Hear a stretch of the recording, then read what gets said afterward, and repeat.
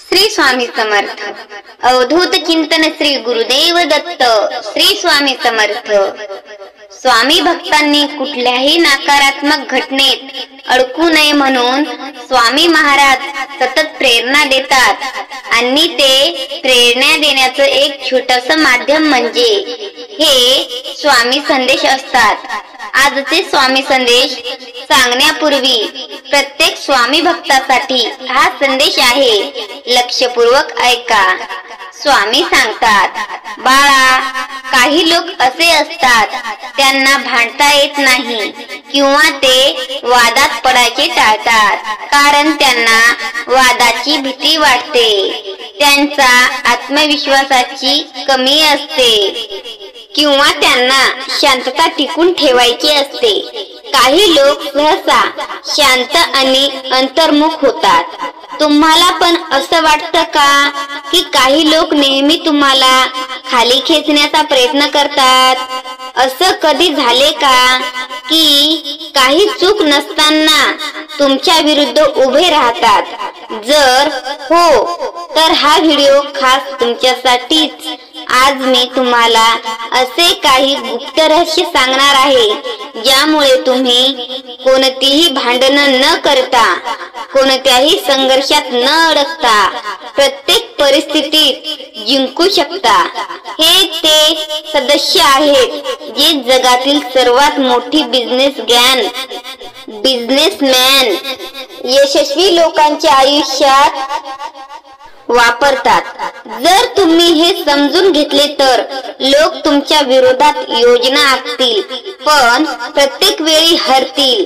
प्रत्येक मुद्दा तुम्हाला एक नवीन दृष्टी देईल, प्रत्येक पाऊल तुम्हाला आणखी शक्तिशाली बनवेल आणि सर्वात खास म्हणजे शेवटचा मुद्दा असा आहे जो तुमची विचारसरणी पूर्णपणे बदलून टाकेल।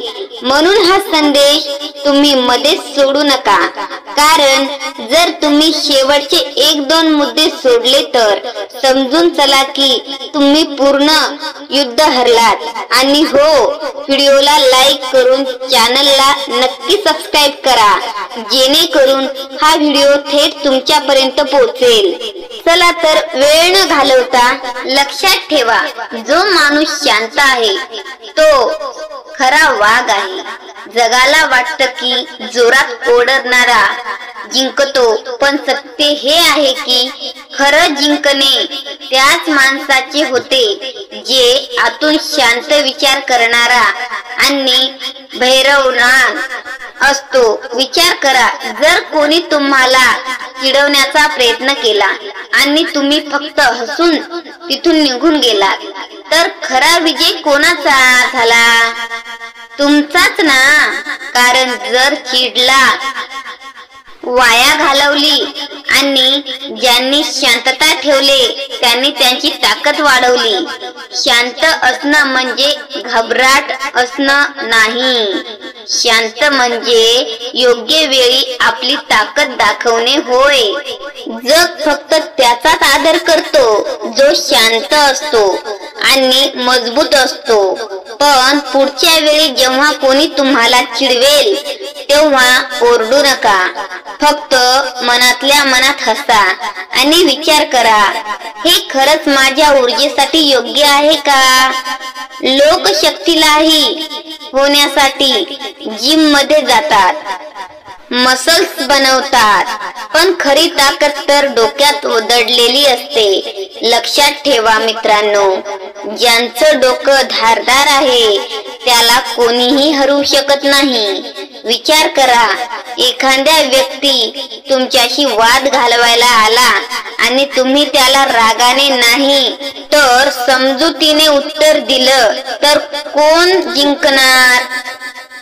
तोच ज्याचं डोकं शांत आणि धारदार आहे, कारण राग विचार करण्याची ताकद हिरावून घेतो पण शांतता डोक्याला आणखी धारदार बनवते. इतिहास साक्षी आहे, सर्वात मोठे योद्धे तलवारीपेक्षा जास्त डोक्याच्या जोरावर जिंकले आहेत. जर तुमच्याकडे योग्य रणनीती असेल तर तुम्हाला कोणीही हरू शकत नाही. स्वतःचं डोकं कसं धारदार बनवायचं, रोज काहीतरी नवीन शिका. पुस्तकांना तुमच्या सर्वात चांगला मित्र बनवा. हुशार लोकांशी बोला आणि सर्वात महत्त्वाचं म्हणजे तुमच्या चुकांमधून शिका. लगेच प्रतिक्रिया देऊ नका. आधी विचार करा आणि मगच उत्तर द्या. कारण खरा विजय तो आहे जो फक्त आज नाही तर येणाऱ्या सर्वांसाठी हे उपयोगी पडेल. म्हणून स्वतःला विचारा, मी माझं डोकं इतकं धारदार बनवत आहे की लोक माझ्या विरोधात कोणतीही चाल चालू शकणार नाहीत. त्यामुळे धैर्य ठेवा. धैर्य शक्ती आहे जी वेळेला हे आपल्या बाजूने वळवते. तुम्ही कधी पाहिले का की सर्वात शक्तिशाली लोक लगेच प्रतिक्रिया का देत नाहीत? कारण त्यांना माहित आहे की धैर्य हीच खरी ताकद आहे. विचार करा, कोणी तुम्हाला रागात वाईट बोललं आणि तुम्ही उत्तर देण्याऐवजी फक्त हसलात तर कोण अस्वस्थ होईल, ज्याने तुम्हाला चिडवण्याचा प्रयत्न केला होता. हीच धैर्याची ताकद आहे. मित्रांनो, भांडण न करता समोरच्याला हरवणे. ज्याने धैर्य ठेवले, ज्याने सर्वात मोठा अडचणीचा नाही हरवलं. समुद्र ही सतत वाहणाऱ्या नदीला रोखू शकत नाही, कारण हळूहळू धैर्य प्रत्येक अडथळा तोडून टाकतो. धैर्य कसं वाढवायचं? प्रत्येक प्रक्रिया आधी 5 सेकंद थांबा. कोणत्याही परिस्थितीला दुरून बघा आणि स्वतःला विचारा, हे 5 वर्षांनी पण तितकाच मोठा वाटेल का? धैर्यवान माणूस हळूहळू त्याच्या शत्रूला थकून टाकतो, पण शेवटी हार त्याची होत नाही. जीत त्याचीच होते जो कधीही थांबत नाही, फक्त शांत राहतो. मित्रांनो, तुमची सर्वात मोठी तलवार तुमची जीभ आहे. लक्षात ठेवा, लढाई ताकदीने नाही तर डोकं आणि शब्दाने जिंकली जाते. जेव्हा कोणी तुमच्यावर ओरडत असेल तेव्हा तुमची शांतपणे तुम्ही एक वाक्य म्हणा, तुमचा राग तुझी कमजोरी आहे, माझी नाही. तेव्हा विचार करा, कोणाचं पारडं जिंकेल. जेव्हा कोणी तुमच्यावर ओरडत असेल तेव्हा तुम्ही शांतपणे फक्त एक वाक्य उत्तरे द्या. म्हणा, फक्त एका वाक्यात असे उत्तर देतात, तुझा राग तुझी कमजोरी आहे, माझी नाही. तेव्हा विचार करा, जेव्हा कोणाचं पारडं जड होईल तुमचं. मित्रांनो, राग माणसाची, लक्षात ठेवा मित्रांनो, राग माणसाची सर्वात मोठी कमजोरी आहे. आणि जर तुम्ही त्याला रागात किती बोललात, भाग पाडलं तर समजून चला की अर्धी लढाई तुम्ही तिथे जिंकलात. शब्दांना शास्त्र कसं बनवायचं? शांत राहा, ऐका आणि मग विचार करून बोला. कमी शब्द बोला पण परिणामकारक बोला, गडबड न करता. लक्षात ठेवा, बुद्धिमान लोक वाद घालत नाहीत, फक्त एका वाक्यात असे उत्तर देतात की समोरचा गप्प होतो. म्हणून पुढच्या वेळी जेव्हा कोणी तुम्हाला चिडवेल, हात उचलू नका, डोकं शांत ठेवा आणि शब्दांनी हल्ला करा. ज्याने त्याच्या रागावर नियंत्रण मिळवलं त्यांनीच संपूर्ण जग जिंकलं. विचार करा, जेव्हा कोणी तुम्हाला खाली काढण्याचा प्रयत्न करतात, का प्रयत्न केला